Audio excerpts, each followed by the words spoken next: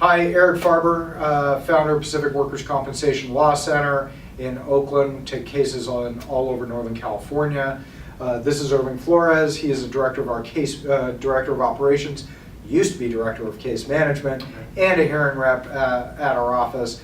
Today's topic is cumulative versus specific injuries, cumulative traumas and specific injuries. It's one of the questions that is our most common. And we're going to talk a little bit about that, and we're going to try and be succinct about it, although there's lots of volumes of legal treatises probably on cumulative versus specific traumas. A cumulative trauma is essentially something that develops over time. California is one of the only places that still does this. Carpal tunnel syndrome is always a great example of this. Nobody gets carpal tunnel from one keystroke. You get carpal tunnel from many years of using a keyboard, right? We also call this repetitive motion injuries.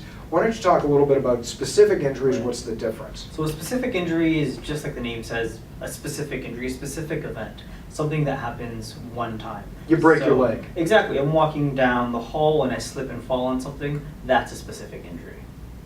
And so the difference is in lots of workers' comp claims, we see something like an elbow injury or which is a specific, right. Although digging deeper, and a lot of firms won't dig deeper. Digging deeper, it actually might be a repetitive motion, right. A repetitive motion injury.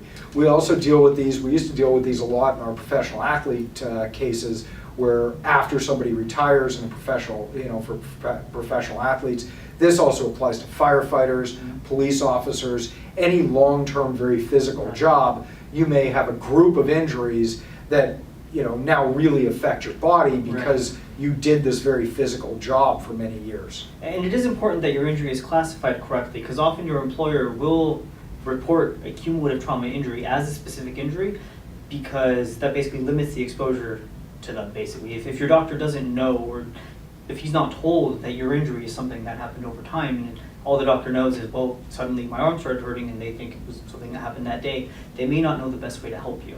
So it is very important that you are classified correctly, or that your injury is classified correctly. And our people are very well trained at making sure our treatment specialists, our intake specialists, and obviously our lawyer teams as well, to recognize and help the client make sure that they've got the right kind of claim on file. We end up amending claims all the time, especially from other law firms, to make sure that we've got the right thing on file. Yes. So if you have any other questions, you can always contact us, pacificworkers.com, 833-PAC-WORK.